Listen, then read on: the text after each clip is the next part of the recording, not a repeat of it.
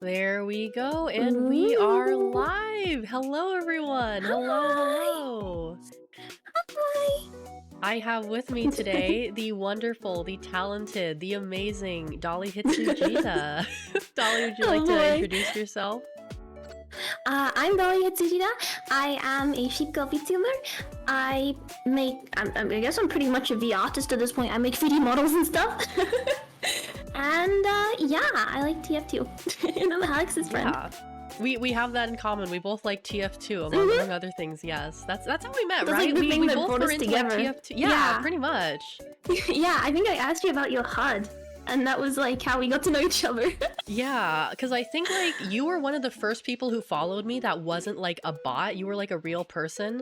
And I was like, oh, it's like another streamer who's followed me. Oh, they're a girl too. Oh my god, they also like TF2. Wow, there's just so many things that come together. Yeah. Oh But, boy, yeah, it's crazy though, isn't it? Yeah. But we're here now, and we're gonna be talking about 3D modeling, like the process of it, what it's like, and what it was like for her to make my model. Hell yeah, my thing. So I guess it's kind of like an interview. I've never really done an interview before, so this is gonna be a little bit scuffed, I think, for like the both of us. Yeah. Yeah, but Oh my God, Dollie you was can be drinking nice enough while to I put pick up together a lovely presentation that we're gonna be looking at too, which I think will also make this more interesting as well. Oh yeah. So, All right. let's see. I guess I'll get started. So, first question, how did you get into 3D modeling? Like most things in my life that ended up being, I guess, my thing, Hetalia. Wait, seriously? Seriously? Okay. My first introduction to 3D was seeing those like Hetalia YouTube shorts. Oh my god, they make the like animations. MMD, yeah. Yes, the MMD animations. So I got into using MMD to make renders, and those renders on the bottom, those are me. I made those. Oh my god, wait, wow. I remember I did try using MMD at some point, but it was basically just like me getting a model and me making them do a dance, and I was like, huh, model do a funny dance. And then I closed the program, and I never went further than that. Yeah, I saw like lots of effects, and when I was like watching a lot of the MMDs, I was like, oh, these effects look kind of grody. I wonder if I could do better. And then I realized I hated animating, so I just did pictures. Yeah, animating is like a whole nother beast. Yeah, no, I still can't do it. I hate it. Yeah, I remember one of my friends was trying to get into animation, and he posted like a run cycle he made, and I was just thinking like, man, that must have, like, a run cycle? That's gotta be crazy. Like, I've done 2D animation before, but I can't imagine having to do that in 3D. Oh god, yeah. No, the 3D animation is really annoying, because, like, you have to... Instead of, like, 2D, where it's like, okay, it needs to be smooth, right? It needs to move kind of naturally and be smooth. In 3D, you have to, like, take into account the entire 360 degrees everything of that model. has to be like, perfect. it can't clip. Yeah. Yeah, I suppose that's like the biggest difference between like... Come on. Because who are your Italia husbandos again? Austria. You said it the other day. Austria, of course. But there was another one, right? Or was it just Austria? Yeah, just Austria. I'd say was the one I sent over when I was like really young. It was like Romano. But then when I grew up, I was like, Romano's kind of a bitch. Yeah, he is. Yeah, he's not really that cool. I don't know, whenever I saw Austria, I just couldn't get over his like Austin Powers ass like necktie thing, whatever the hell you call that. The cravat? Yeah, the cravat. It's like Austin Powers looking ass bitch. Like, get out of here with that shit. Dude. But like literally everything like goes back to Hetalia pretty much, like languages, 3D modeling. That's so, I mean, like, I feel like it's somewhat similar for me too, but maybe not as bad as like your Hetalia brain rot. Oh god, no, I was so deep in the brain rot. Yeah, that's so funny though, that it all started with Hetalia. I wonder if there's like a relation, like, is there a relationship between like TF2 and Hetalia? Do you think there's something there with that, or do you think it's just like a completely different thing? You know what? Mostly men. Just being silly, kind of just to humor, haha, you know, random bullshit thing, yeah, I think it links up perfectly. Because if you think about it, TF2 is like Hitalia for men, right? Because it's like, oh, you've got mercs from all over the world, and they're all like doing weird stuff together. So if you think about it, yeah, it's kind of similar. Yeah, it's pretty much just Hitalia. Yeah, the TF2 Homestuck Hitalia and Danganronpa overlap. Oh god, I'm gonna admit, I was never a Danganronpa girly. Really? Like I was watched like people into play Danganronpa, but I never like got like crazy into it like other people were. Like I was never a Komayana fangirl. I'd say that too. Like I watched people play it. I thought it was pretty cool, and then I didn't think about it ever again. You know? I thought the designs were fun. I thought that was like the most. I really thought about Danganronpa. I was like, yeah, this is memorable. You know? Yeah, very very good designs. It is a little weird though. I will say that it's kind of edgy too. Yeah, exactly. I feel like maybe I was a bit too old for Danganronpa by that point. You know? Maybe. The edge just kind of like fell off for me. I think so, maybe. Alrighty, let's get into our next question here. How did you learn 3D modeling? I know you're self-taught, but like, was there a process you went through? I know the Blender Donut tutorial. What was your first step into the rabbit hole? I would say the Blender Donut tutorial was my first step into actually trying to model things from scratch myself. But I'll explain a couple of things about 3D quickly, like the weird jargon, because 3D has a lot of words that like you don't really know until you actually just get into it. You have like let's see, topology. Okay, so topology, for example, is like, you know how every model is made up of squares or triangles? Yeah. Or this secret third option called n-gons, which is anything with more than a quad. Oh, that one I haven't heard of. Okay. Yeah, this is a secret third option, and you don't use it. It's an n-gon. it's bad. And so topology is like the flow of the squares essentially, and triangles. So I had no clue how to do like topology at all. Like once I first started learning, I went to like props, because props are, you know, objects, like you know, teacup, spoon, plate, donut, wine glass, you know, kind of like simple things to like get started. But like my main goal was to make Hitalia models for Miku Miku Dance. Were there really no Hitalia models at that time? There were a lot. But there was this one specific modeler that I really loved called NE. And NE made models like pretty much directly in the Hitalia style. Like like stylistic deviation. It was really good. So I was like, I could do that. I could model like this person, right? And so I made like heads, as you can see there. And I never went any further because it was actually really difficult to make a model, I found. Yeah. But yeah, mostly I started learning just playing around with like random things, you know? My model is freaking out, but it's okay. Mostly I just started like playing around with things. Like I learned that sculpting is kind of comfy to do because it's just, you know, you make a basic shape of squares and then you just draw on the screen. That's pretty cool. And then learning that like, okay, the face topology kind of goes in loops, and I'm figuring it out, you know, just little things to like get my foot in the water. And there was one modeler who I kept watching the streams of. They were using this really terrible software called Mxtsukee. I hate it. A really terrible software called Mxtsukee, and that was Mochi Hyoko, and she streamed only in Japanese, making like her VTuber model, like making things for her VTuber model. And I thought, wow, this is super cool. Okay, I'll just follow this, and I failed terribly. Failed step But I just kept going. Yeah, no, it's pretty much just like I had nothing else to do aside from like wanting to make models. So I was just like, I'll just keep going. I'll just keep throwing myself at the wall. And that's pretty much how I learned, you know? That's cool. I like the motivation. I really like that. Are these all images that you've made? Yes, all of these. Oh wow. So that cup, I think the teacup is like the first thing that I've made. I don't have my donut anymore. Sad. I remember it being really good, so. But then the wine glass came afterwards, and I got confused about the shading on that, so it kind of looks a bit iffy. And then you can see I made Prussia, like his face, and Germany. Yeah. So, like, I was two of like, the I best characters, recognize those obviously. faces. Even without the hair, even without the clothes, I recognize those faces. Yeah, literally. And like full body sculpts, as you can see that too. But Yeah, that one's really nice. I'm yet to learn about retopology, which we go back. We return.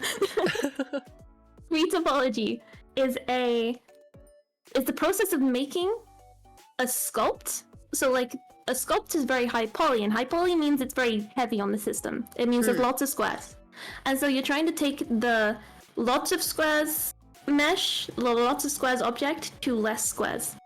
And you have to, when you're doing a body, you have to kind of follow anatomy too.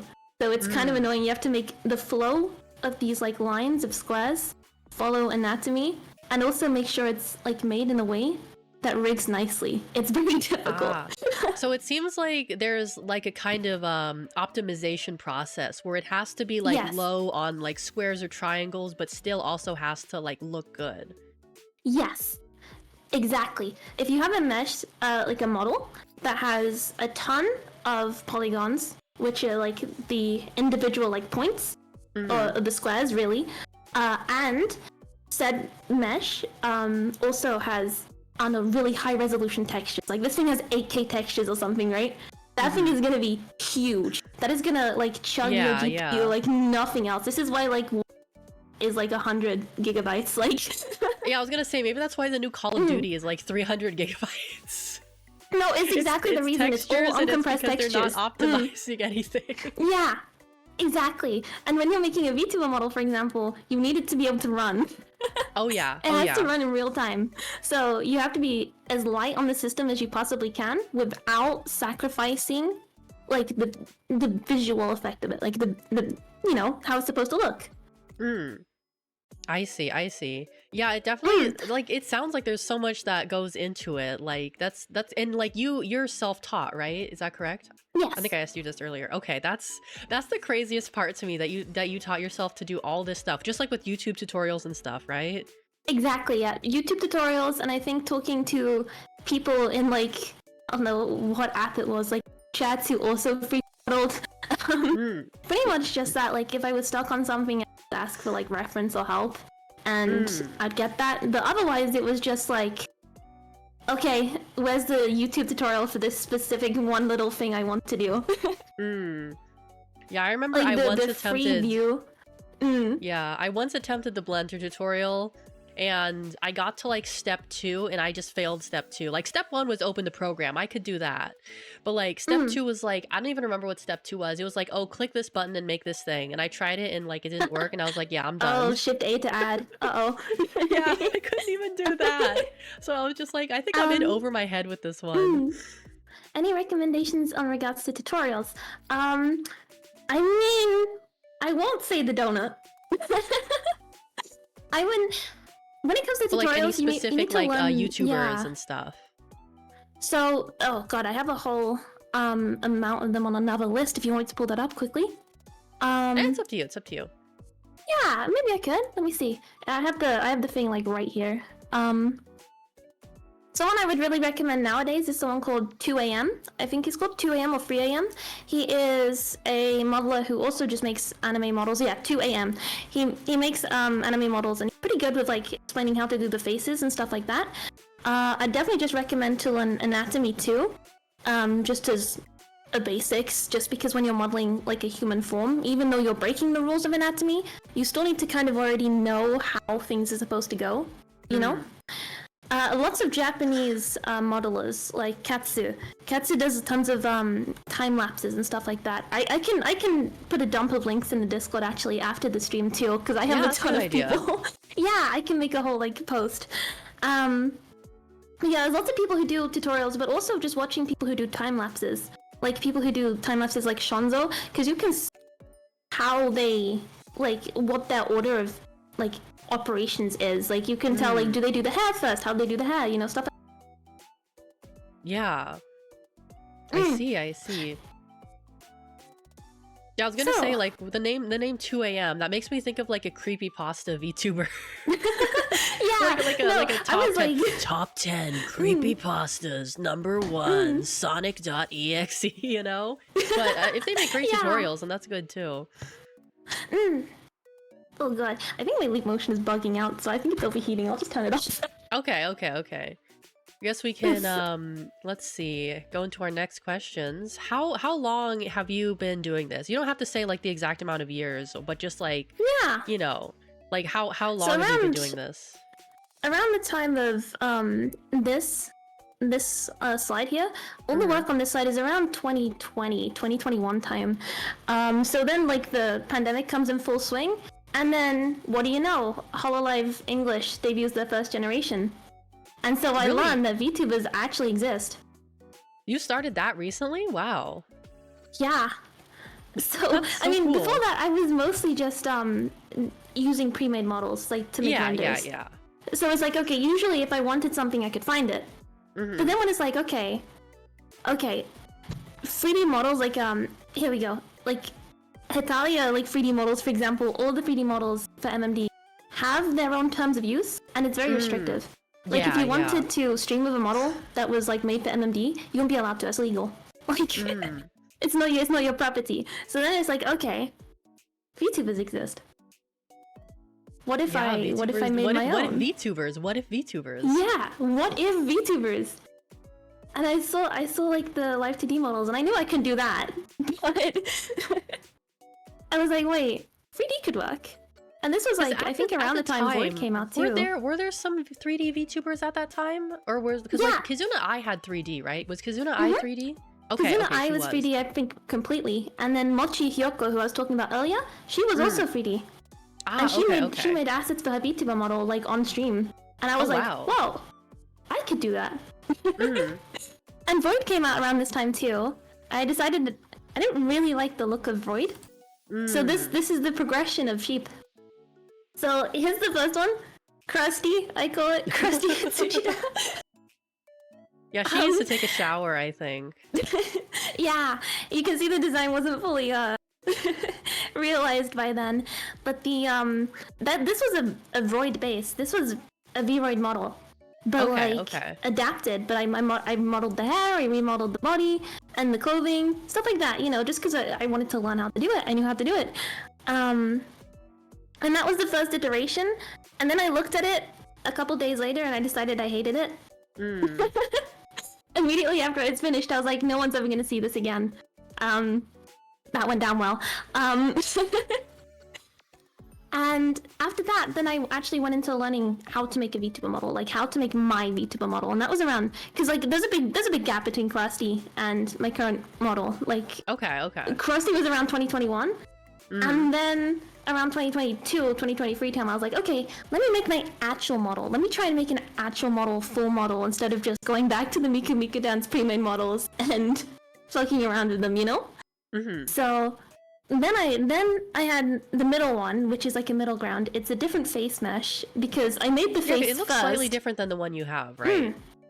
Yes, I made the face first, and I still wasn't entirely good at making faces, especially not email faces and without any reference. So I was like, oh. After I made it, everything looked great except the face. So then I just replaced the face, and then we have Dollie Hitsujida. Yeah, and there she is. Yeah. In all her glory. Because I remember I had a similar thing with Vroid, where I tried to make a Vroid, and I was like, yeah, this is crusty, I don't like it, I can't do this. And I kind of like gave up on it for a while. I was like, yeah, I'd be better off just buying like a cheap shit like live 2D model, you know? Yeah. Exactly. Like I'll probably get into that later about Vroid, but I don't hate Vroid, but I don't think it's like the greatest option, especially if you want something bespoke. Yeah. You know? Despite Void kind of being a bespoke some very software. nice Vroid models, like some very, very detailed ones. Yeah. But that's really all just texture work, isn't it? Yes, Void is all texture work. I can just jump to that quickly. So Void It's all texture work. You select meshes, you add them to the model, and then you add textures to them. You know, that's all Void is. The only parts you're actually doing is the hair. You draw it on, and that's using Bezier curves. That's the technology it uses. So the only thing is the hair can get pretty because it's using Bezier curves. But okay. Void is really good. It's good. It's like it's not too heavy on the system, though it does use high quality textures. You might need to like make them a bit smaller, but it's a good software. But I think it's a good software to like branch off from as opposed to like master, because I only know a few people who really mastered.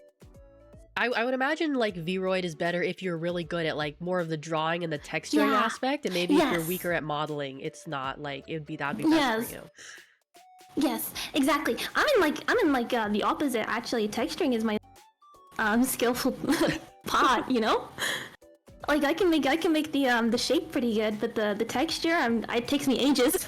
Yeah. Like I remember that's what I struggled with when I tried making my Vroid. I'm just like, how do I make this look less bad? Oh, I have to texture it. Oh, wait, that actually takes a lot of like effort and time, and you have to understand how shading works and like all that stuff. And I'm like, well, I'm not good at that. Yeah, you're essentially shading a picture, and the picture is 360. Yeah, that's it exactly. Let's see. Oh my god, I'm getting cool. Who's calling me? Oh, okay, never mind, it's fine. You're good? Okay. I'm good. Probably just a spam call or something. Yes, it was. Trying to sell you Das Boot or something like that. Oh no, the most recent movie over here was Planet of the Apes. It was really funny seeing German Planet of the Apes posters everywhere. Oh, Das Apes! Oh no! Yeah, literally. I don't. What is apes in German? Affen. Affen. Oh, das Affen. Ach na. Planeten der Affen. Oh my god. Oh man. Well, that pretty much answers the question I was going to ask you of like Vroid versus Blender. So it really depends on like where your strengths and where your weaknesses lie. Like, I mean, Void is also just less work in general. Like, you can just like accept that too. Void is way less. Drill head Dolly. Yeah, maybe I'll make a return someday, but... I'm curious though, how did you make the horns on your Vroid model? Was that like a hair texture? Oh no, that was me bringing it into Blender and making a Bezier curve and making it like a spiral and adding a mesh to it. So that was what I did for that. That's what I did for my current horns too, but a bit more skillfully. Yeah. Actually, since I wanted to ask you about this anyway, this is like not on the list, but like there's like several different file types. I know there's like the Wadudo file type, there's the VSavatar file type, there's the VRM file type. Like what would you say, are you able to say like what the main differences between these file types are, and which one like is there one that's better than the other? Okay, so it really depends on your use case. So for VRM format, you can use it in most Unity like apps if they are made for VTubers. Like, what was that like photo app they had where you just load in your model and it kind of like, you know, overlays on your face or something, right? Your real face over the camera. That's using VRM.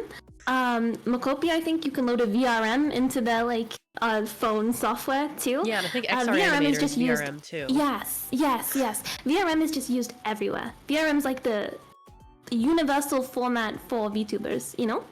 Yeah. And I think VR chat too, VR games, anything. Oh really? Okay. Then and then VC Face Avatar is only used in 2 programs, VNyan and VC Face, but those have like you know, their own positives and negatives. The negatives is you can't open it anywhere else. Actually, once you export the VC Face Avatar, you can't edit it after that. It's really? over. That's like the end of the line. You can't reopen it. Yeah, VRM is the format made for VR. And so you can convert a VRM to VC Face Avatar, and that means you have a lot more like things to do. You can add animations to the model, like idle animations that just run idly as you stream a bit. You can what else? You can do the material animation too. So, for example, my blush texture is a texture that appears with an animation and then disappears with said animation. instead of using a mesh, which your blush texture is actually a mesh. It's actually like an overlay on your face, as opposed to like something going straight onto the texture. I don't know, like I hope I've explained that pretty well. But yeah, and especially like when you toggle and turn off your jacket, with VRM I would not be able to do that with the same effect. I would have to make the jacket really tiny. Oh, okay, yeah, like it goes from big to tiny. Yeah, I would have to make the jacket super tiny and like sit inside your body if I was using VRM for your model. And you wouldn't have the same shader too. The shader would be different. Okay. You wouldn't be able to have special shadows or anything. So it's just a lot less bespoke, I guess. And Waterdo is the same as face format. Okay. It's just for different software. So this is probably like maybe you've already answered this, but like, would you say there's a main difference between like VTuber models and like VR chat models? Yes, VR chat has like a lot of different functionality that VC Face doesn't have, but I think Waterdo is kind of getting there. Waterdo has like, I think, how do I put it? Like, VR chat has where like if you put your arm behind your back, you can equip an object, you know? And Waterdo is kind of getting that functionality, but VC Face would not have it. And it's something that is a bit more.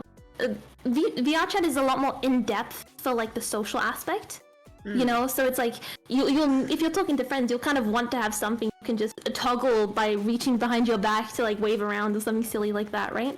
Yeah. But for VTubing applications, they kind of try and emulate Live 2D, which doesn't have that much, you know. Like for example, VNyan is kind of like a Live 2D like, as opposed to Waterdo, which is trying to do like concerts and silly things and kind of be a bit more VR chatty.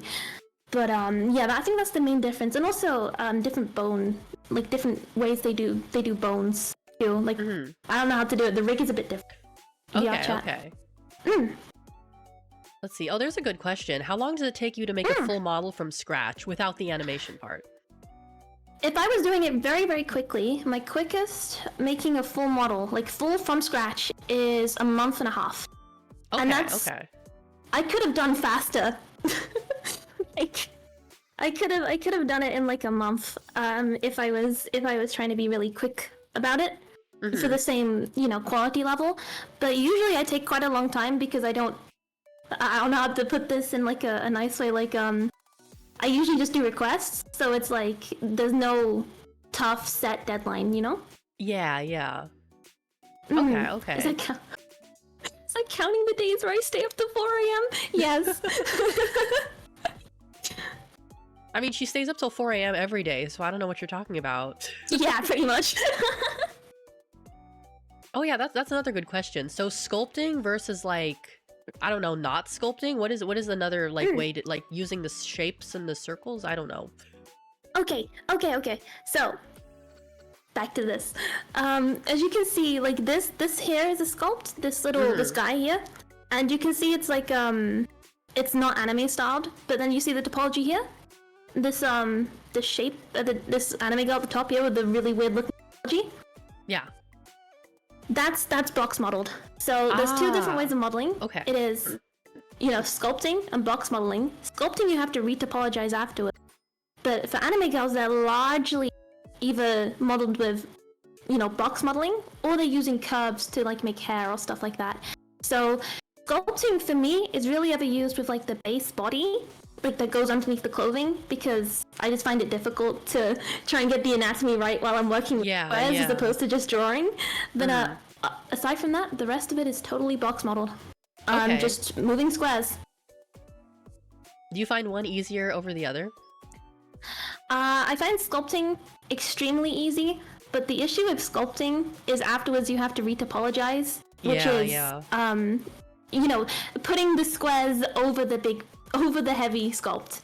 And that I hate it. Yeah, I can see how that would be. Like, you have a beautiful sculpt and then it turns into like a bunch of like chunky squares with sharp edges. Yeah. And it goes to this like ugly phase before I can get it to look nice. It's yeah. You hate to see it. Let's see. Do you know how many models you've made in total? Full models, not including edits, because I don't have many of those. I have this many. Okay, okay. So about, I mean, most of them aren't like from scratch full models. Obviously, I have my base model, and then I have like different outfits on top of that. But you can see a lot of it is quite edited. But yeah, if we're talking about like separate characters, 4. Okay, okay. Your old model, your current model, my model, and the one in the corner there, the dinosaur girl. Yeah. I hate men. I hate retapologizing men. Do you think it's like easier or harder to make a man versus a woman in like 3D modeling for you personally? I think it's harder to make a man because how do I put this? Like when you're making like males for like VTuber models and stuff, generally they're gonna be pretty fit, right? They're gonna be pretty athletic. They're gonna have like the 6-pack. Now when I do the topology, if you're not familiar with it, then it's gonna be harder. The topology has to follow the muscles too, so it has to follow the muscle groups. So I'm trying to get squares to like specifically go around each ab, stuff like that. Oh, maybe I should have asked you to make me a 6-pack. Can you imagine? That would have been kind of a fun learning experience.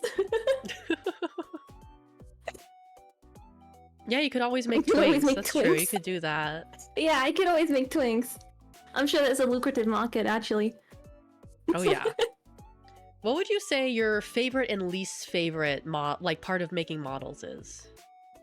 Favorite and least favorite. So, when I usually make a model and I do it from scratch, I already have the retopology that I've done before, so I don't count it as like part of that specific model, so I won't include that. Because that's like my least favorite 3D modeling as a whole. But when it comes to like making a model, for example, making your model, rigging. I hate rigging. Rigging the face? That's pretty good. I like rigging the face, but rigging the body is so difficult, especially around the arms. Like the shoulders click all the time. And if you rotate them in a certain way, it's going to like crumple, and there's no way to get around that. I don't like it. Yeah, I noticed that when I was messing around with some of the poses in Waterdo, that the shoulders definitely like get a little bit funky sometimes. At certain angles, they just kind of like twist in a way they shouldn't. But yeah, clipping is also just a big issue. 3D models in general. Usually, I just kind of make the body underneath the clothes invisible because it's not needed. So yeah.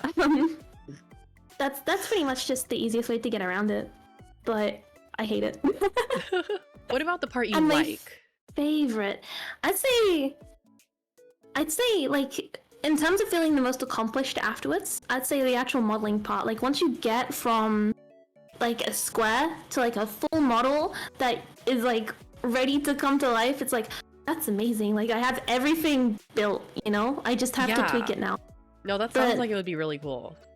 Yeah, when it comes to like the comfiest part, like I just like unwrapping. So back to the jargon. Yeah, what exactly is UV unwrapping? What does that mean? Yeah, UV unwrapping is the process of making something that is. I should move out the way. Is it this way? Or this way? I think it's the other way. Yeah. Let me move it even. You see the Santa Claus? Oh. There's a Santa, right? And then you are flattening Santa Claus into his like basic texture. That's UV unwrapping. You have to get the 3D model. You find a seam. You cut seam into it like clothing, almost. You know? Yeah. And you lay it out into its flat parts. It's pretty much like making clothing. And this leads into the texturing part, correct? Yes. You UV unwrap, and then once it's flat and it's even, pretty much on all sides. Usually you have to like give less space to small things, more space to larger things, so you get the pixels out of. Oh, okay. Out of like, for example, if I had like my, let's say your shirt, you know, your shirt's pretty big. It's pretty. You know, you focus on it kind of because it's like one of those big pieces of clothing. You want as many pixels for that shirt as possible so the texture isn't like grainy when you look at it at any close angle, you know? Yeah. But, yeah. So I'd say that's the most comfiest because I could just, I could just turn on some music and just zone out for hours doing it because it's so simple. It's just cutting seams and flattening out pieces of squares, you know? Mm. I see, I It's see. like in Okay, that gives papercraft me a better almost. understanding of how it works now.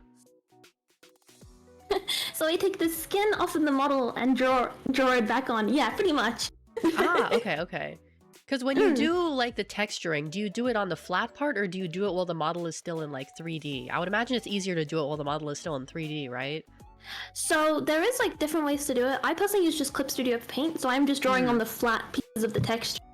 But if you have like an app to draw on, I think there's some like 3D Coat, Substance Painter, stuff like that. You can just draw directly onto the model itself, and you know, just have it appear on the texture. It's really good, but Blender doesn't have that in any usable like way. Because when you make an edit to the texture in Clip Studio Paint, that means you have to export it back into Blender and make sure it's like looks every single time. So I have like an add-on that just auto-reloads the texture. So okay. every single time I save it, it'll just automatically reload. So it'll show the edit on the model. It's great. Yeah, that makes it so much easier. Yeah, because I've seen you do that, and I was like, huh, how is it doing that? But now I know. Okay. Yeah. No, yeah. Thank God for Blender and its free add-ons. yeah. Because Blender is a free program, right? I think it is. Yes, totally. Free and open source. I'm pretty sure. Okay. I'm not sure if it's still open source, but I'm pretty sure it is. Okay.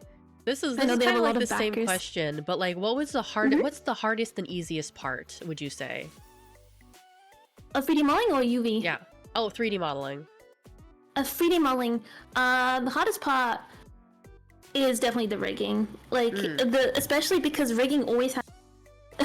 no matter how well I think rigging on the first...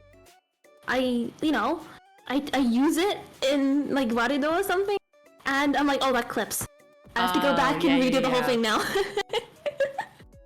I can't have clipping. Yeah, that sounds like it would be a pain in the butt. Yeah, and the easiest is definitely just the UV unwrapping. It's so simple. Okay. Make sure the squares are even and flat. Boom. All right, what would you say, what was the easiest and the most difficult project you've done? The easiest project I've done was probably this corner here, this outfit specifically. This is like my record of making any project, I think, because I did this in like a day or two. Like full outfit. I did that in a day or two. I decided I wanted that for like a stream, and I was like, okay, I'll just make it, and I just did. That was the easiest project ever because I don't know, everything came naturally to me. I think it was just like a good testament to how much I'd learned at that point.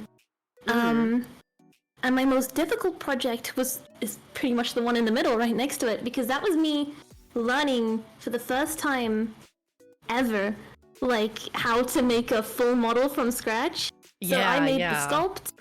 I went to retopologize. That took 3 or 4 days because I had no clue what I was doing. And then it was like, okay, now I make the face. Now I make the hair. I don't know how to model hair. I didn't know what I was doing. I mean, for your first project, you did an amazing job. Yeah, it still astounds me how I managed, but I think it's just because it took me like 6 months of just pure throwing myself at a wall. Just like, I'm not stopping until I get it right. Literally, like, I want to do this, I need to. Yeah. Nice. All right, I guess I'll get into the questions about my model specifically. Hell yeah. So yeah, I guess the first one I have is, how long did it take to make my model from start to finish? From start to finish, in actual man hours, it probably took about a month, I think. Okay.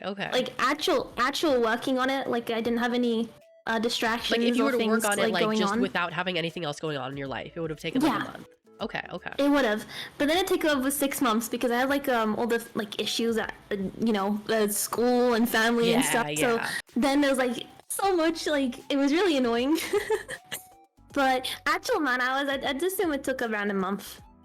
Okay.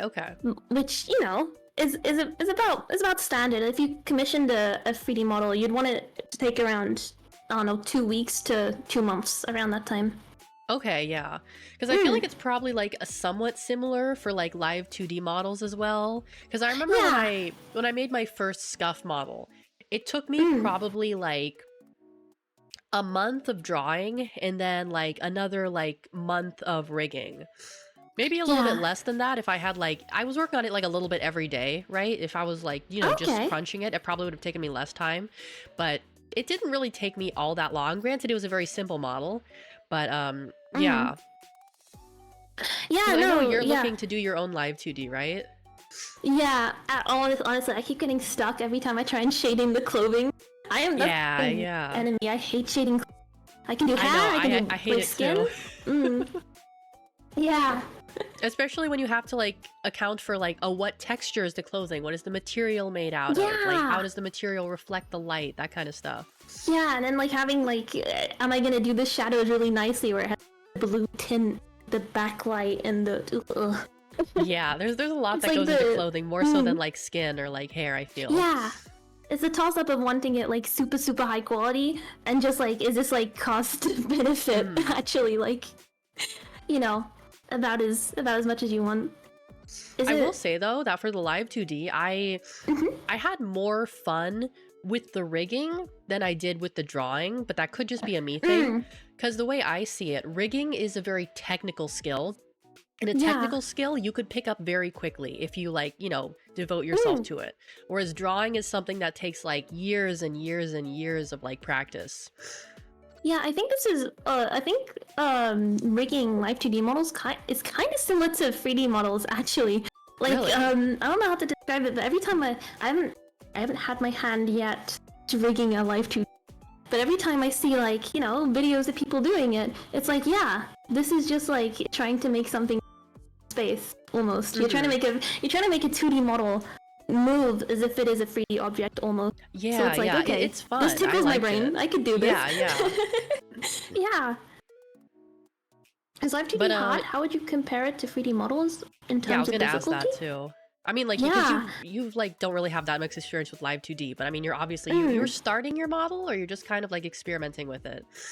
I'm waiting right now for the like, you know, trying to do the design and then like, then trying to like do that. I don't know if I'll do the 3D or 2D model first. Probably 3D, just because that's my area. Yeah, I would say like, I mean, at least from my experience, it really depends on the person. Yeah, it depends if like you're really technical minded or if you're really. Because like if you really just like the drawing, it's gonna be difficult to like just be pushing and pulling essentially points around time. Yeah. I think that's kind of the biggest hurdle for people who start live 2D or even 3D modeling. It's kind of the same idea. Yeah. But 3D modeling, once you get in the swing of it and you know what you're doing, it's not difficult at all. But it's just very daunting as a beginner.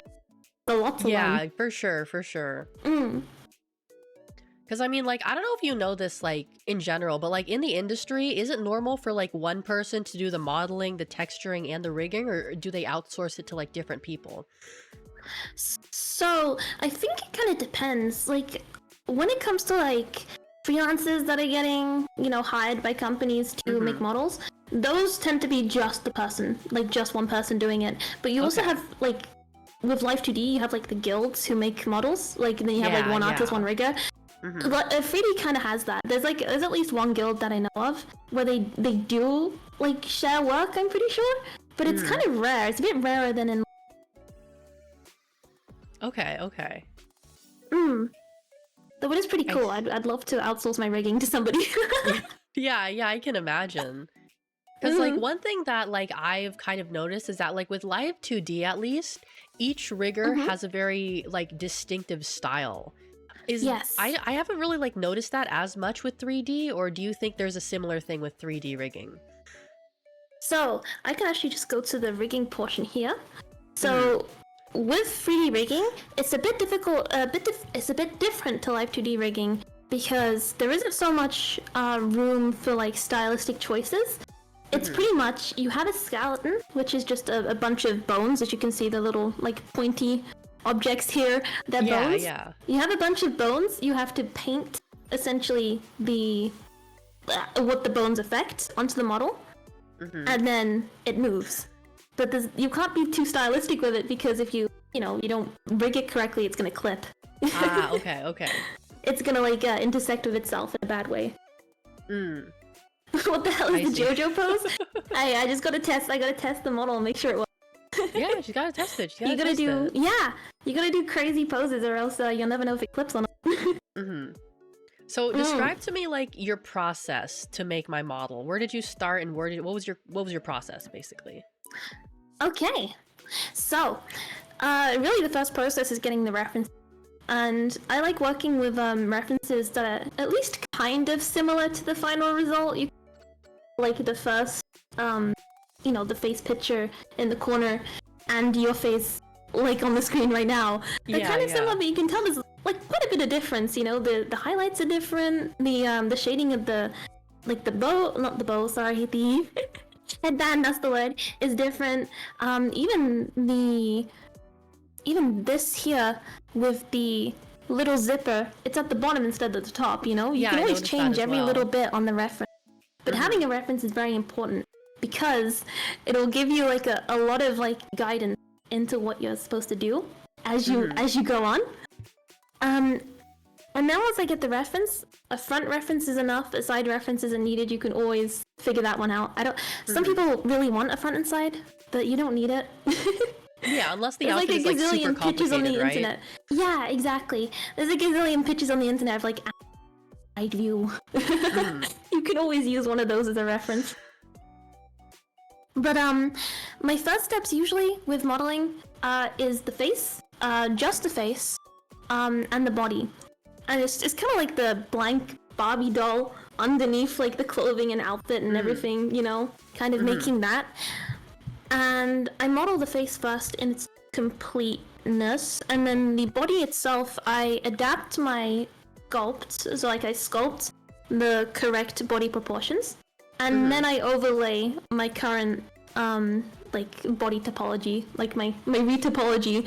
I just have one pre-made, so I overlay it on top, and shrink it to the correct shape, because it's a lot quicker. Everyone does it. Especially if they do it for work. And then I model the clothes over the body, and then the hair. I usually model the hair last, because it's my least favorite modeling part. Ah, really? Yeah. I mean, my model's hair was made with curves, and I found that a lot easier. But then I realized I had to optimize the curves, and that sucked. So now I just make it with boxes, but that's a lot more boring. Yeah. But, I mean, at least my hairstyle is somewhat simple. I didn't put a lot of like pigtails or crazy shit in there. I will say though, my favorite rendition of like any hair I've done on any model was probably your first model hair, just because the reference was so detailed that I could just make so many strands and have it like it lined up so well. I was so yeah. Let's see. And then after that, obviously, is the rigging, making her move. You need to, I'd say, do the body rigging first. Then once you've done the UV unwrapping and textured the face rigging, because you want to rig the face last. After you rig the face, that's it. You don't change anything, or not too much, because when you change the vertice count on the face, the amount of squares or triangles on the face. Oh, yeah. That messes up the the new expressions if you try and use the old ones, you know? Oh, I can imagine. Okay, yeah. My hair does have jiggle because it's eye flippy. Look, see? Yeah, got a little jiggle physics in the hair. Oh, I think he said the tie. Oh, the tie. But that doesn't make sense either, because the little zipper has jiggle physics. Does it? Oh yeah, it does. I never noticed that. Shake a little bit, yeah. It wasn't as pronounced as I wanted it to be, but that's okay. That's one of the things I would improve. Okay. Jiggly We have a raid from COD. Hello, raiders. Welcome in. Hi. We should introduce ourselves again. My name is Alex Ozarashi. I am a Seal Girl VTuber, and the person who gave life to my flesh is sitting right next to me, the wonderful Dollie Hitsujida.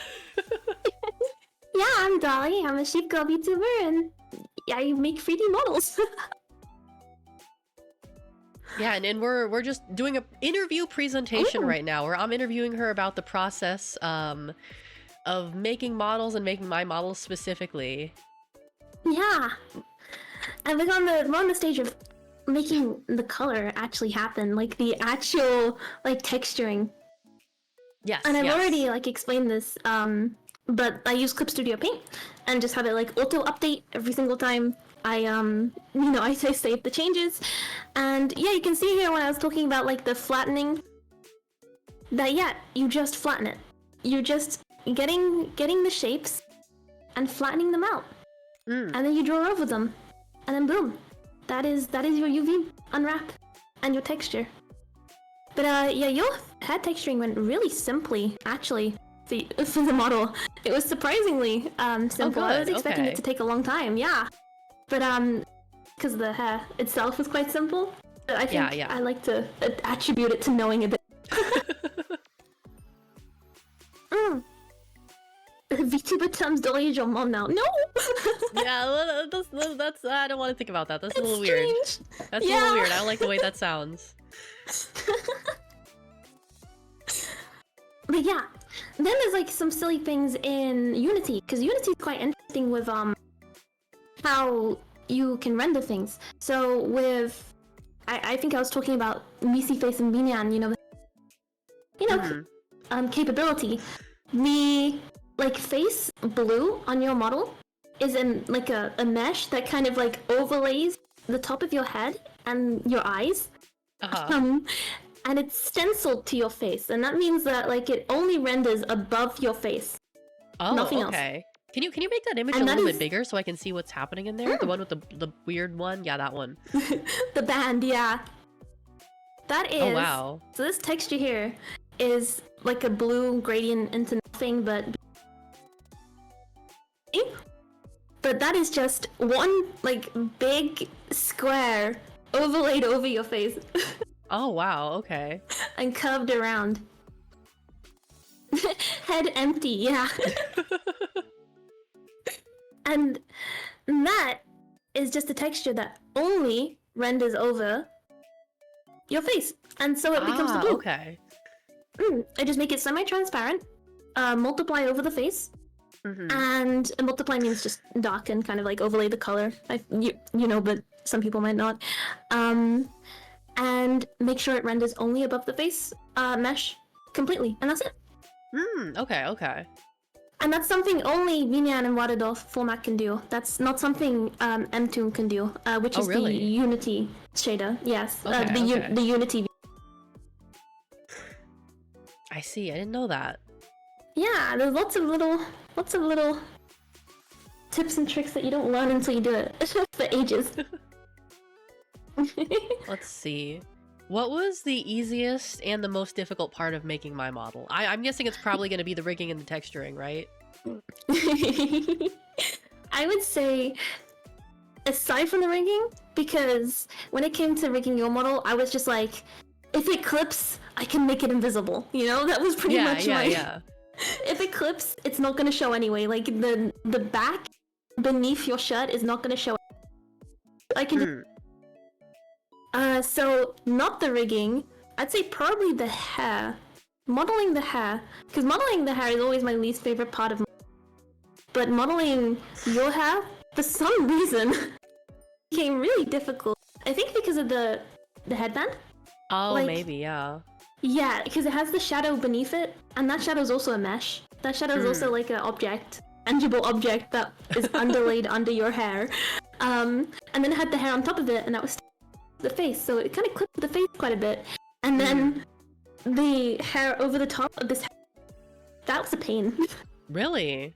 Just the layers, the layers and the fact that all the layers are so close to the face that when it came to rigging, it kind of became a big issue, Oh, yeah, I see. Yeah. Because I remember when I do some poses, certain poses in Warudo, it makes my hair like clip through my face sometimes. Yes. That is mostly because you have like colliders on the hands, which means that when you touch your face, it moves the hair.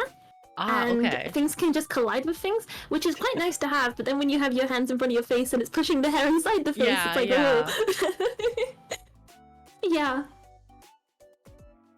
Okay, I Yeah, see. the easiest part was definitely just the clothing.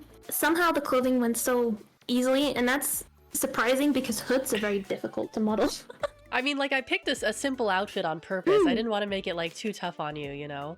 Because I had, like, some other designs that were, like, a little bit more complicated, and I was like, you know what? Let's do something simple for the first one. I don't want to, like, I think do something crazy Genshin shit, you know? yeah, I think the design with the sheen, like the see-through, like almost see-through shirt, that was really cool. Oh, yeah, that I one. feel like I probably would have been able to do that. I think that'd have been awesome. Yeah, I wasn't sure if, like, I didn't know if you could do, like, transparent, like, clothes in 3D, so I wasn't really sure. Yeah, transparency is really, I mean, I probably would have hit some really difficult, like, roadblocks with the transparency of the clothes, but transparency in 3D is completely cool. It has, like, a Z writing, so it's, so if an object is translucent, Okay. but because it's, like, you know, a loop, Mm-hmm. who knows? Maybe I'll try it. Yeah, it would be fun to Watch have out. like a transparent like thing or something. I don't know. Transparent clothes are cool. Yeah, exactly. Alrighty, let's see. What would you have done differently when making my model? If you were gonna do Probably it the again, face what would you rig. do differently? The face rig? Okay. Yeah, I probably would have spent a bit more time on your face rig. I think I mentioned this on my last stream actually. When I was doing your face rig, I noticed that like when you smiled really widely, that it kind of Sorry, looked a bit. You like cut out for a second there. Oh, apologies. When I was doing your face rig, I noticed that the really wide smile looked a little awkward, but because you don't tend to smile super widely, it was like that is like, you know, an acceptable level of jank where it's like, okay, Yeah. that's not gonna have any complaints. This is like a natural smile for me. This is like I'm opening my mouth as wide as I can. Yeah, and that was, oh god, I was talking about it on my stream, but like when I was watching your debut, I was sat there just like, oh, I did not factor this in. You would be really happy. Oh yeah, I guess so, yeah. Yeah.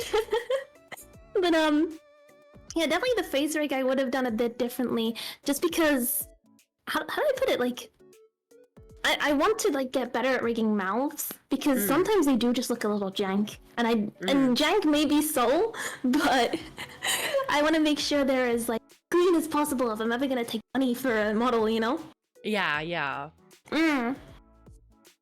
So actually, I have another question for you that's like not on the list, but I know that when you rig my model and when you do use yours, you use we both use VTube Studio for our like AR kit face stuff. Yes. Have you ever considered like trying out what's the other one called? iFacial mocap? Yeah, iFacial mocap or like yeah, I think that's the one. Face motion 3D, I think is the other one.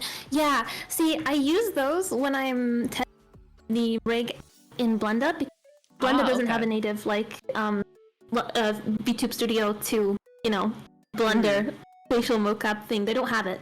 So when I use iFacial mocap, I usually use it just for that because I found it's pretty janky. Oh really? I don't know how to describe it, but iFacial mocap, it has a really hard time like getting the connection to the piece. Every single time I do it, oh really? Oh my god, it's minutes and I still can't get it to connect and start working, and it's so slow comparatively. I don't tend to use it myself because Studio is pretty much I just open up the phone, I open up like VNyan, it automatically connects just like that. Yeah. Yeah, because I know like I've seen people, this is probably like, I would imagine this is a lot of work, do the thing where they rig the mouth based on like the ah, ee, oo, eh, oh kind of thing, you know? Oh, yes, so your model also has that capability, I'm pretty sure. Oh, really? If you were just using basic blend shapes, obviously if you enable that right now, on top of the AR kit tracking, it'll freak out a lot. But it's just a simple like ah, ee, oo, eh, oh, because like if you do like MMD motions, they use that. Certain like animations, they might use the AI. So, you know, it's just basic VRM face tracking because it's good to have both. Even though like I could rig like the I think what I do is I do the AR kit tracking first, and then I like mix that up a little bit in Unity to make the IU because it doesn't need to be bespoke. But yeah, no, it's good to have both, but it's a lot less expressive, and people like 3D models because they're very expressive, you know? That's kind of like the main the main benefit. Sorry, I just looked at the chat. With the malnourished dino girl. I definitely feel like, I mean, obviously this model is like so much more expressive than like my last model.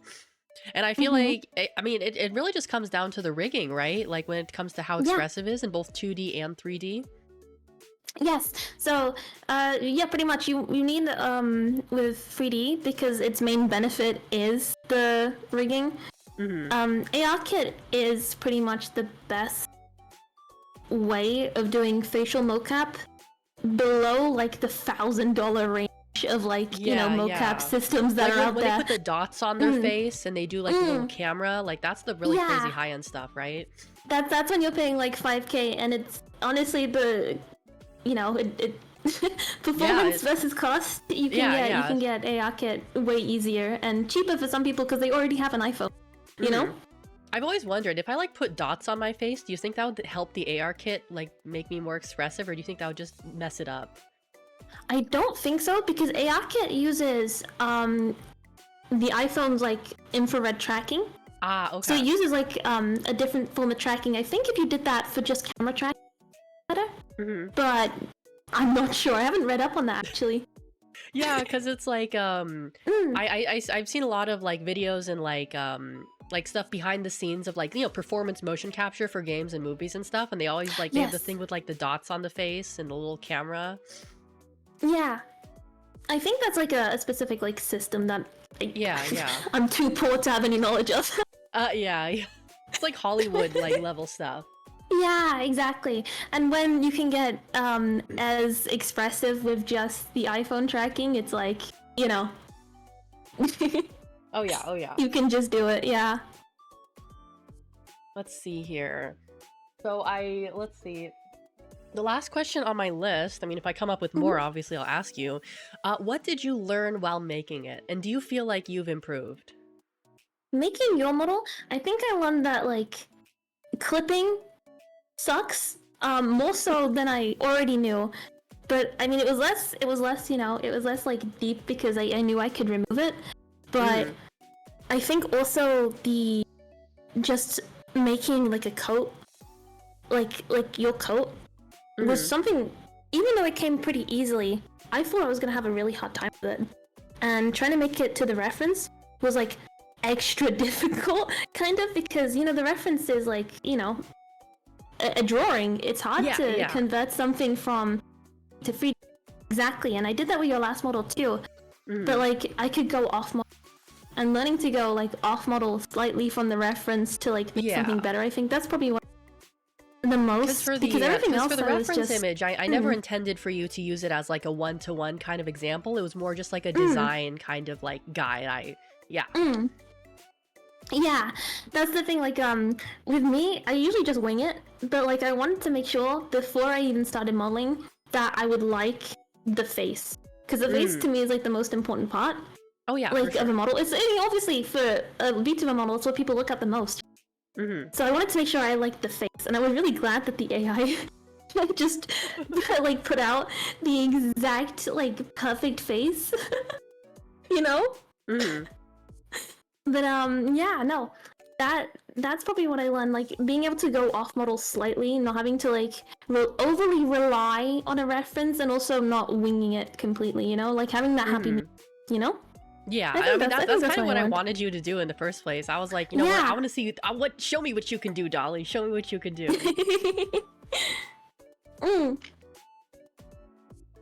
Yeah. Oh yeah. And I assume you do feel like you've improved from this, right? I would hope you feel that way. Yeah. I do think so. I think the face rig on your model is probably the best I've ever done. And probably the face just in general is probably the cutest face I've ever done. You know? So I think I've made quite a quite big strides with your model, and like in ways I don't think I would have done otherwise. Well, good. I'm glad I could be the guinea pig for your improvement. Hell yeah! I can't wait until what my future models look like. Let's see. I do not have any more questions for you, but if you have anything else you want to share or like talk about, like the stage is yours. I don't know if you have any more slides prepared. Look at this thing. Someone asked about the malnourished dinosaur. Yeah, what's up with the story with this one? Okay, so if you look on this slide, we have the she's right there. Like, can I move? Like, there she is. Okay, we have her. There's her coat. Her coat goes over her skirt and her turtleneck, and you know, inside the turtleneck is the body. And this is a recipe for clipping. It's clipped like crazy. And about a week ago, I sat there and I was like, how do I make this not clip? Because this is going to be something someone uses for animation. You know, it's going to be something that's going to move around a lot. Oh, you're like cutting in and out. Hold on. Oh, shit. Oh, it's probably me. I'm yapping too quickly. Let me move my microphone a bit. Yeah, okay. Sorry, what I was saying is, this model is going to be something that moves a lot. It's gonna be something that's animated. It's gonna be something that like isn't gonna be just like a VTuber model that stands there in like one or two poses or anything like that. This is gonna be something that I need to make sure doesn't have ugly clipping. So I was asking around and I figured I was told that underneath the coat you can make the body and the clothing underneath the coat teeny tiny. Yeah, that's a good way of doing it. So anything that isn't visible, like when the coat is on, so you can see like this little section of the body is still the same size, but everything else is super tiny, and I pretty much just got a stick figure underneath this coat. Oh wow. And that's something I learned recently, that actually works. Yeah, if it works, it works. That actually worked. Yeah, so I'd say that's is my the coat going to be on a toggle, or is the recently. coat just part of the whole design? As a toggle. Okay. So then you'd have to reinflate the body every time. Yeah, that's actually the better solution, because making it invisible would have that like ugly middle of like one's becoming visible, one's disappearing, and having the what's it called? You want to still have the full body underneath for future customizability. And also, like, if the coat was just going to be on all the time, I would just delete the body underneath the coat. Like, it has no use, you know? Yeah. So, this is kind of like the smartest solution I've come up with. I can see that. Yeah, it's so hacky though. Look at it. Yeah, literally working smarter, not harder. Yeah. I wonder how difficult it would be to, like, use like one of our models and replace like a TF2 character with like our models. Have you like looked into that? I don't know how difficult it would be. I know it's possible to like rip from source to like, you know, VRM for like VR chat and stuff like that. Yeah. But I don't know how exactly that works the other way around, like in importing that into the game. People have done it. With the animation too, and like it would be weird with our bodies, right? Yeah, and people have done it. Like, what's it called? My server has all the custom models with all the silly, random like dinosaurs in there. But like, it's kind of difficult to figure out how to do, because you do have to remap the skeleton too. Yeah. And remapping the skeleton with different proportions and different animations, I'd have to redo the rig a little bit to make sure it doesn't clip. Oh yeah. But I'd probably have to do this to every model. But I think it would be possible, yeah. It'd be very easy if, you know, transferring from VRM to source is easy. Yeah. Because I know I showed it off in my debut, but there are some like TF2 like dance emotes in Warudo already. Yeah. Which was so fun to see. I'm very happy. And it had like all of them, like Scout, Heavy, Sniper, like all of the Mxtsukee kick. But I mean, it's weird because I have an add-on for Blender that brings out all the TF2 cosmetics, all the TF2 mercenaries. That's how I did like the measuring stream, stuff like that. I have a Blender add-on that just, you know, has all the assets in the entire game, Oh, but wow. like easily toggleable. But doing it the other way around sounds like a big undertaking, especially when you're working into like a game engine as opposed to just Yeah. a framework to make models. Mm-hmm. Because one is a lot easier than the other. Mm-hmm. Mm. Oh yeah, you have a prop for your model, don't you? Do you have any props for your model? Okay. Yeah, I have a couple. I have the body pillow, which is something I made myself in Because when you Blender and toggle just the like prop, does it toggle as an animation? no, toggling the prop is like a different thing because the software like you use Vinya and Warudo usually has like the ability to add like a node graph or a blueprint, I think they're called in both programs, to enable it when you select a hotkey or a toggle. Like for example, boom, I now have the casemaker from TF2 on my head. Stuff like that, you know. That's just loading it in as a like a specific prop and having the software kind of deal with that for you. Okay. Because if I wanted like a little seal prop that I could hug, is that something that would be possible?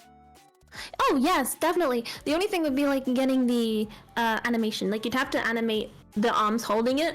Or doing that like specifically through nodes in Vinyan. That's possible because my what's it called? My prop with the little sauropod plushie that I put my arms around, that's just on enabling the prop in Vinyan and having like a custom bone rotation thing in Vinyan nodes too. But it's quite hacky because if you change any settings, it kind of moves the arms again in like a weird way that you don't want. So yeah, I think I'd have to do like a custom Unity animation for that, like to just hug it. But I think it'd be fine. I think it'd be doable. Okay. Yeah. Because I was like thinking of doing something like that, but I didn't want to like ask you for it while you were making my model because I was afraid like, oh, is that going to be like too much work? Is that going to be like another extra thing that's going to take time, you know? No, I get that. The only thing is, I always have issue with loading animations like pose animations in Vinyan because Vinyan has like a specific way of doing things where it's like you can have more expressive like movements, you know, like when you move, like there's arm sway, like Live 2D, you know. Yeah. But if you add in an animation over the top of that, it kind of overrides the arm sway, so it looks very stiff. And I'm trying to like figure out exactly how to just avoid that being a problem. I'm still learning with having like that really expressive kind of like moving, flowing, like arm sway, holding something, you know, or doing a different action, you know. Okay. But I think there's node graphs for that, but it's still a lot of clicking around. Yeah. Still something you need to figure out then. Yeah, exactly. Anything else you'd like to share with the class? I don't know. I guess talking about like 3D modeling, like making like custom 3D models yourself. Yeah. We were talking about Vroid versus like custom made models. The the skill level to make like a good like 3D model from scratch is higher than making a pretty good Vroid model, you know? Oh yeah, for sure. So you really have to like weigh up which one is better for you. And not just like, are you good at texturing or not, but like, do you have the time to sit there and throw yourself at a 3D model that when you don't know what you're doing, you know? Yeah.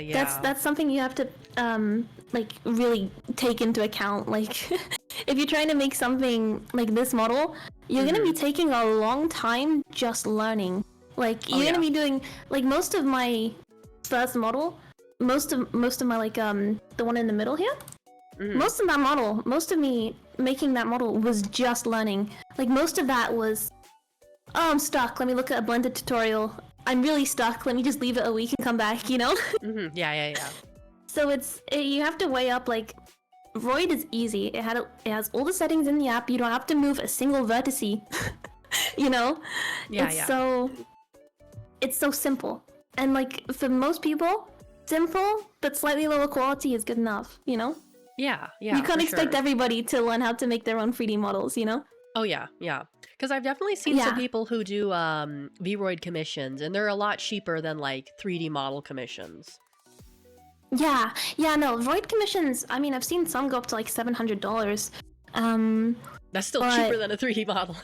Yes, That's very cheaper much than a so. live 2D as well. Shit. I mean, it depends on the price of the Live 2D, but True. yeah. Void commissions can be quite expensive, but yeah, they're way cheaper because you're doing a lot less work, and especially a lot less technical work. Like with Void, the most technical work you usually have to do is making sure, like if you have a tail, that it's not parented to the head instead of the body, stuff like that. I'm pretty sure that was something that was an issue back when Void first came out. And then also making sure the hair rig is good. But aside from that, it's just texturing. Void is just parameters and texturing.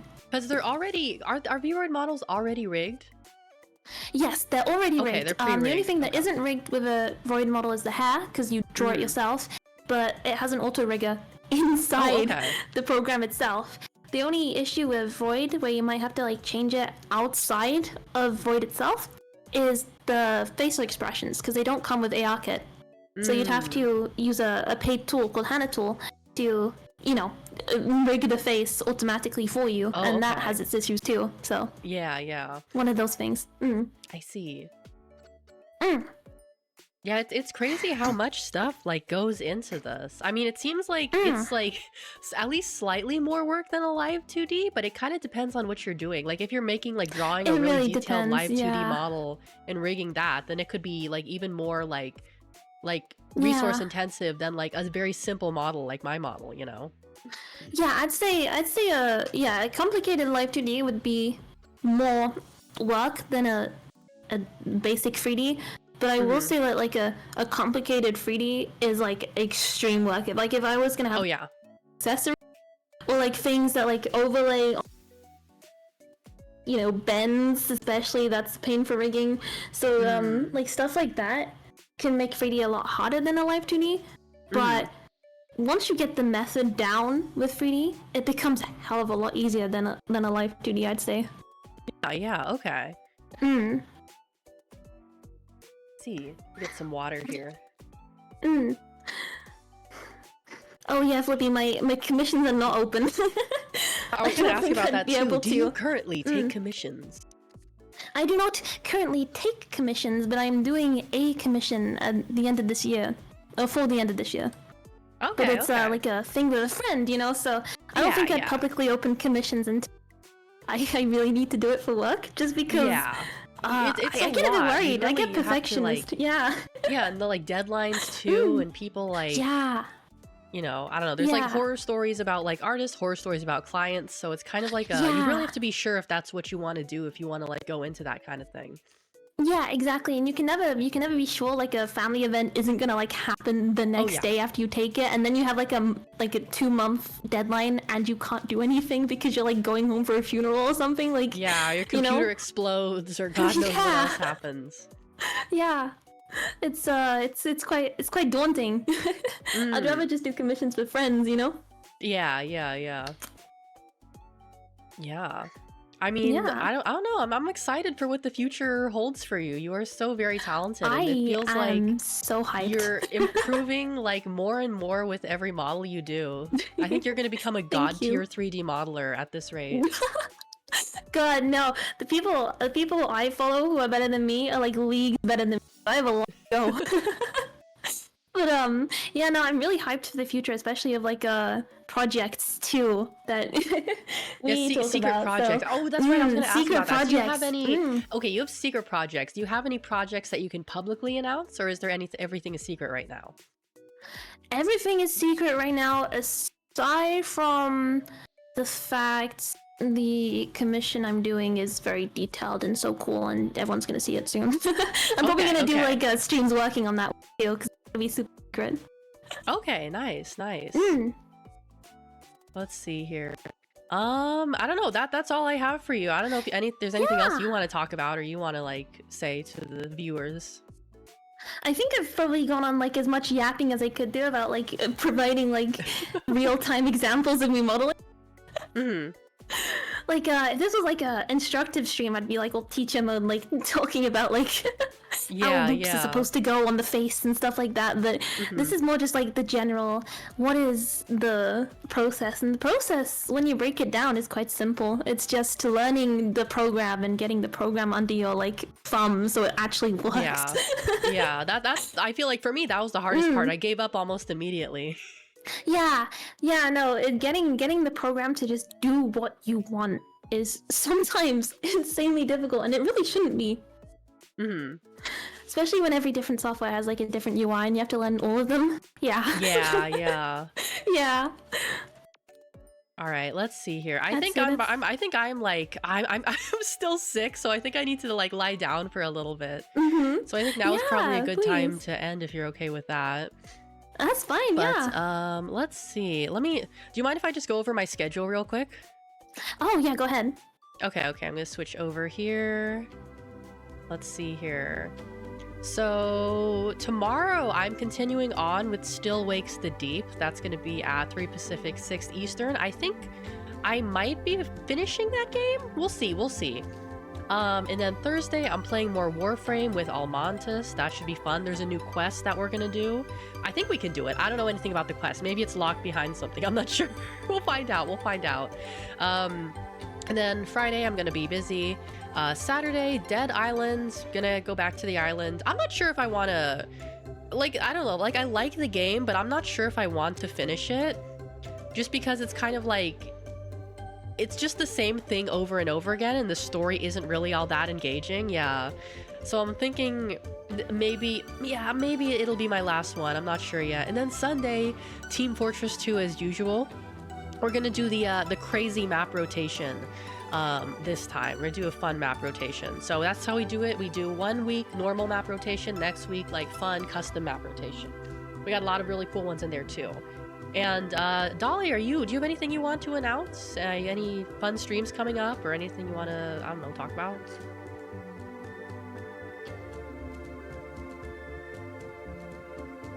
Wait, hold on. I just realized I don't have you on my audio mixer on my ending screen. I'm so sorry. I'm so sorry. Yeah, no one can hear you. I'm the only one who can hear you. Okay, wait, I'll relay that to the viewers. Wait, what did you say again? Tell me.